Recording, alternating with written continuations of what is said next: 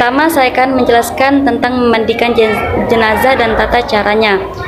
Memandikan jenazah merupakan salah satu kewajiban bagi seorang muslim dan muslimah.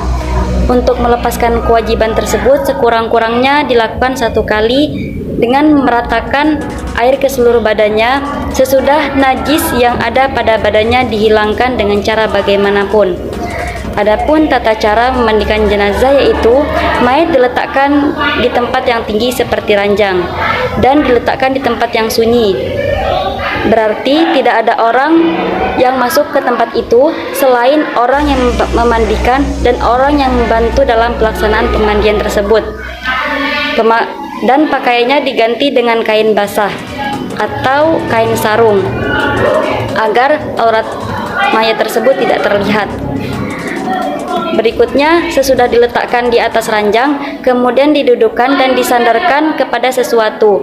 Lalu perutnya disapu dengan tangan dan diberi tekanan sedikit agar kotorannya keluar. Perbuatan ini hendaknya diikuti dengan air dan wangi-wangian agar menghilangkan bau kotoran yang keluar. Berikutnya, orang yang berhak memandikan jenazah. Orang yang berhak memandikan jenazah laki-laki hendaknya laki-laki pula. Perempuan tidak boleh memandikan jenazah laki-laki kecuali istri dan muhrimnya. Sebaliknya, jika jenazah itu perempuan, hendaklah dimandikan oleh perempuan pula, tidak boleh laki-laki kecuali suami atau mahramnya. Dan jika ada suami dan mahramnya ada, suami lebih baik memandikan jenazah istrinya. Begitu pula sebaliknya, istri lebih baik memandikan jenazah suaminya. Apabila terdapat seorang jenazah perempuan dan di tempat tersebut tidak ada perempuan, suami atau mahramnya, maka mayat itu lebih baik ditayamumkan saja. Tidak boleh dimandikan oleh laki-laki lain. Begitu pula sebaliknya, jika ada seorang jenazah laki-laki dan di tempat tersebut tidak ada laki-laki, istri ataupun muhrimnya, maka jenazah tersebut lebih baik ditayamumkan saja. Dan untuk jenazah kanak-kanak laki-laki boleh dimandikan oleh perempuan. Begitu juga untuk jenazah kanak-kanak perempuan boleh dimandikan oleh laki-laki. Berikutnya, mengkafani jenazah dan tata caranya. Hukum mengkafani jenazah itu ialah fardu kifayah. Berikut tata cara mengkafani jenazah. Pertama, letakkan tali-tali pengikat kain kafan sebanyak 7 helai. Kedua, bentangkan kain dengan susunan antara lapis pertama dengan lapis yang lain tidak bertumpuk sejajar, tetapi tumpukan sebagian saja. Sedangkan lapisan ketiga bentangkan di tengah-tengah. Ketiga, taburkan pada kain kafan itu kapur barus yang telah dihaluskan. Keempat, letakkan kain surban atau kerudung yang berbentuk segitiga dengan bagian alas di sebelah atas. Kelima, bentangkan kain baju yang sudah disiapkan. Keenam, bentangkan kain sarung di tengah-tengah kain kafan. Ketujuh, bujurkan kain cawat di bagian tengah untuk menutup alat vital mayit. Kedelapan, lalu letakkan mayit membujur di atas kain kafan dalam tempat yang tertutup dan terselubung kain. Saya akan melanjutkan presentasi dari kelompok saya, dari teman saya. Yang ke-9 yaitu sisirlah rambut mayat tersebut ke arah belakang. 10. Pasanglah cawat dan talikan pada bagian atas. 11. Tutuplah semua lubang pada anggota tubuh mayat dengan menggunakan kapas yang telah dibulatkan. 12. Sentakapkan kedua tangan mayat dengan tangan kanan di atas tangan kirinya. 13. Tutuplah persendian mayat dengan kapas-kapas yang telah ditaburi kapur barus dan cendana yang telah dihaluskan.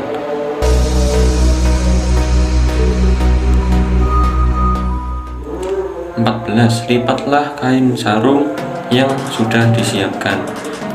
15. Kenakan baju yang sudah disiapkan dengan cara bagian sisi yang telah digunting diletakkan di bagian atas dada dan tangan mayat. 16. Ikatlah surban yang berbentuk segitiga dengan ikatan di bawah dagu. 17. Lipatlah kain kafan melingkar ke seluruh tubuh mayat selapis demi selapis sambil ditarik ujung atas kepala dan ujung kaki bawah kaki. 18. Kemudian talikan ke seluruh tubuh tali-tali yang telah disiapkan tadi. Menyolatkan jenazah. Syarat dan rukun menyolatkan jenazah. Syarat sholat jenazah sama seperti syarat di dalam sholat fardu, seperti bersuci dari hadas kecil dan hadas besar, menutup aurat, dan menghadap kiblat. Namun yang membedakan antara sholat jenazah dengan sholat fardu yaitu pelaksanaan sholat jenazah tidak terikat dengan waktu, berbeda dengan sholat fardu yang telah memiliki waktu-waktu tertentu. Rukun sholat jenazah antara lain: 1. Niat. 2. Takbir 4 kali. 3. Membaca Al-Fatihah. 4. Sholawat atas Nabi Muhammad SAW. 5. Membaca doa mayat sesudah takbir ketiga. 6. Berdiri bila mampu. 7. Memberi salam. B. Beberapa sunnah sholat jenazah. Yang pertama, mengangkat tangan pada waktu mengucapkan takbir. 2. Isror atau merendahkan suara bacaan. 3. Membaca auzubillah. 3. Hukum sholat jenazah bagi perempuan. Sebagian ulama memandang bahwa ketika sholat jenazah dilakukan oleh perempuan tidak dapat membayar fardu kifayah kalau laki-laki masih ada. Akan tetapi ulama yang lain berpendapat bahwa sholat jenazah yang dilakukan oleh perempuan itu dapat membayar fardu kifayah karena sholat mereka sah. Pendapat kedua inilah yang lebih sah dan kuat. D. Keutamaan berjamaah dalam melaksanakan sholat jenazah. Sholat jenazah disunatkan berjamaah dan hendaknya dibagi dari 3 shaf. 1 shaf sekurang-kurangnya terdiri dari 2 orang. Maka jika sholat ada 6 orang, hendaknya tiap-tiap shaf terdiri atas 2 orang agar dapat menjadi 3 shaf. Sholat gaib. Sholat atas mayit yang gaib itu sah walau sesudah dikuburkan. Sah pula ketika dilakukan di atas kubur. Imam dan orang yang sholat sendiri disunatkan berdiri ke arah kepala mayat laki-laki atau di arah tengah pinggang mayat perempuan.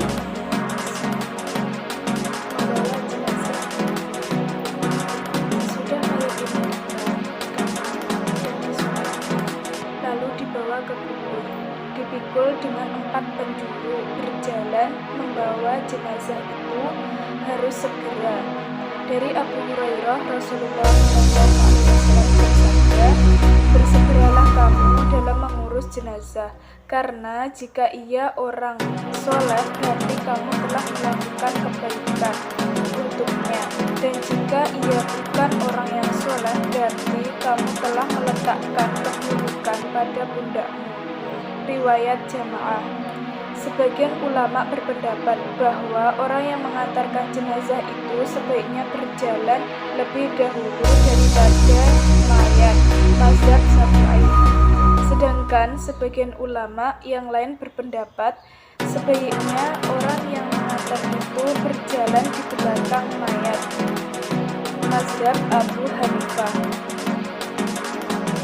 Larangan yang bersangkutan dengan kuburan adalah sebagai berikut. Yang pertama, menembok kuburan. Yang kedua, duduk di atasnya. Yang ketiga, membuat rumah di atasnya. Yang keempat, membuat tulisan-tulisan di atasnya. Yang kelima, membuat masjid di atas kuburan. Menguburkan jenazah. Kewajiban seorang muslim terhadap jenazah ialah menguburkannya. Hukum menguburkan jenazah adalah fardu kifayah. Beberapa kesunahan terhadap jenazah dalam menguburkannya adalah yang pertama, ketika memasukkan jenazah ke dalam kubur, sunnah menutupi bagian atasnya dengan kain atau yang lainnya kalau itu jenazahnya perempuan. Yang kedua, kuburan itu sunnah ditinggikan kira-kira sejengkal dari tanah biasa agar dapat diketahui. Yang keempat, menandai kuburan dengan batu atau yang lainnya di sebelah kepalanya. Yang kelima, menaruh batu kerikil atau batu kecil-kecil di atas kuburan. Yang keenam, meletakkan pelepah yang basah di atas kuburan. Yang ketujuh, menyiram kuburan dengan air.